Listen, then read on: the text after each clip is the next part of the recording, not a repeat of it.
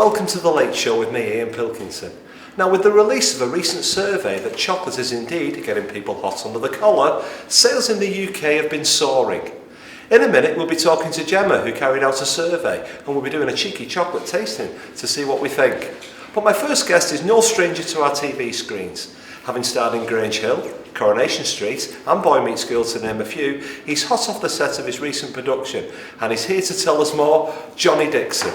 Jonny, welcome to the show. Thanks for having me, Ian. Please tell us more about your recent projects and what you're up to. My recent project, well, I've been writing something recently, and it's got a little bit of interest. So, kind of like I've just come out to promote it, see if there's any other people out there who want to take a bite and have a read of it. To be honest. And where's this located at the moment? Located. So, the idea is it's based in Yorkshire. I'm a homeboy. I'm a boy of Yorkshire. It's based in West Yorkshire. And it's based in the 1800s. Oh, that's fantastic. And with your role at the moment, how does that role, the role that you're doing at the moment, how does that sort of like differ from roles you've done in the past, or can you compare this role to ones from the past that you've done? Well, to be honest, I've never actually written before, so it is a completely different role, although I would be starring in it as well. I am more of a comedy actor, and this is a much more serious role. So, I have done serious dramatic parts in the past, but it's been a while, so it's kind of like, it's always nice to have a bit of a different flavour. And it must be great for you to be back home, because you do move about in different roles. How do you find that, moving about from different parts of the country with different roles you get? Yeah, sometimes it can be quite testing. It's not lonelier than a hotel room, really. It's kind of fun to start with, but after 6 or 7 weeks I've been in a hotel room, it's kind of just a little bit like, I just want to go home now, see my dog, Well, fantastic. And obviously you're enjoying what you're doing at the moment. Yeah, I love it. Okay, and anything future lined up beyond what you're doing now? I'm going to be doing a play, Ian. I did it before, it won a couple of awards, including Best Fringe Performance. And it's a two-hander. It's about two burglars who basically get trapped in a house. It's really funny, and we're doing it again in March, which I'm looking forward to. The venues are still yet to be confirmed. Looking forward to it. Okay. Do you prefer theatre or do you prefer television? Ooh, two different bags, to be honest. I think I kind of like.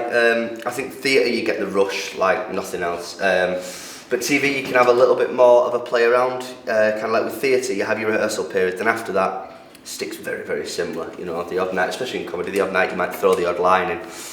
But kind of like every single scene you can really break down just before you film it. So it kind of offers two completely different performances. Especially when you think on set, your audience is here. They can see every single muscle movement in your face. When you're in theatre, you've got to deliver the same performance to the people on the front row, to the people at the back row.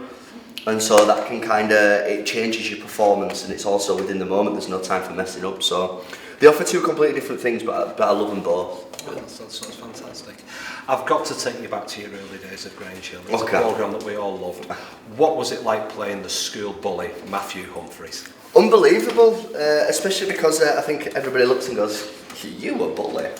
But it was great fun, and I ended up bullying a guy who I kind of grew up with, and so it was great having that. We did like a 4-year kind of storyline, where it kind of started off as just a little bit of nasty names, and then it got a bit more physical, and then kind of like Grange Hill did what Grange Hill does best, and kind of really jumped into a hard-hitting story for young people, and the kid tried to commit suicide, and kind of like been a part of that at a young age and seeing this story develop over years.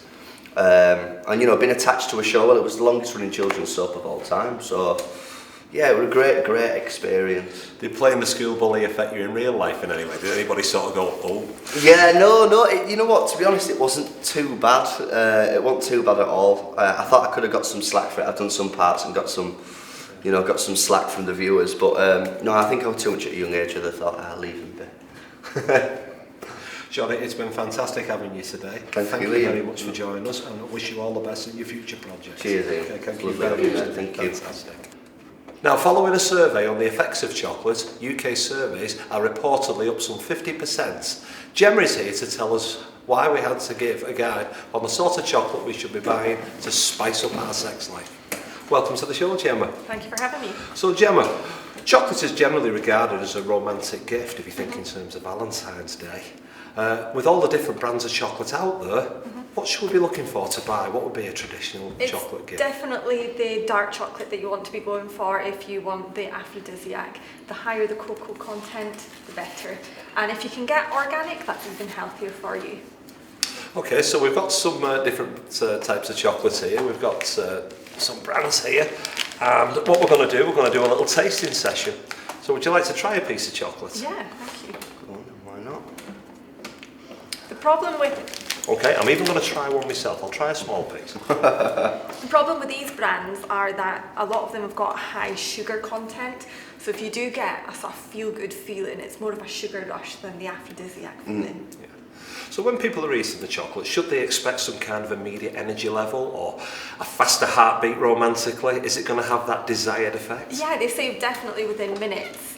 Once it gets into your bloodstream and gets to your head, then yeah. And one of the studies that I did, eating a couple of cubes of chocolate made your heart beat faster than when you're kissing somebody. Okay. And is there anything in terms of eating chocolate that we can do differently from just, say, putting it in our mouth? Can we eat it? Well, yeah. Well, some of the couples that I worked with body spreads, which are really good. They're just a little bit messy sometimes in the bedroom, especially if you've got white sheets. But yeah, that's another way that you can sort of spice up, is just, experimenting, about chocolate, spreading it all over each other and, Okay, so I mentioned we're going to do a cheeky tasting session. What we're going to actually do here, Gemma, if you'd like to take a piece of chocolate. Any chocolate? Any piece you would like. Okay. And then you're going to place it on your wrist. Okay. Okay, and Jonny, would you like to join in here? Come on then, my God. Jonny, what you're going to do is you're going to eat that piece of Oh chocolate no, off Gemma's wrist.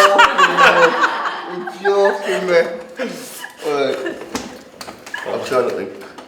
There you go. Well, that was fantastic. At least it was the wrist. Yeah, absolutely. I'm going to be awfully cheeky. I'm going to keep with the cheeky theme here, because I'm going to take a piece of chocolate, I'm going to put it on my wrist, and I'm going to ask Gemma to take a piece.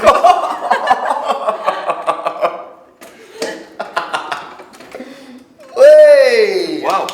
Well, I can feel my heart beating just a little bit there. Perhaps my energy levels are going straight up. How does that make you feel? Yeah. Good fun. Well, I have to say, you found it very amusing and you found it very comfortable. That's exactly, yeah. Okay, well done. Looking at things from another perspective, there have been surveys done, and there have been reports made. I think the New York Times actually made sort of like a page on this, that the effects can be more psychological rather than physiological. How would you respond to that? Well, yeah, I mean, that's true. The placebo effect. But the surveys that I did, there was proven results that when people eat dark chocolate, with the people that we tested, it did work. I transformed a lot of couples' sex lives, where they had been through counselling, they had tried various therapies, and the chocolate, believe it or not, worked with them. So, the results were there.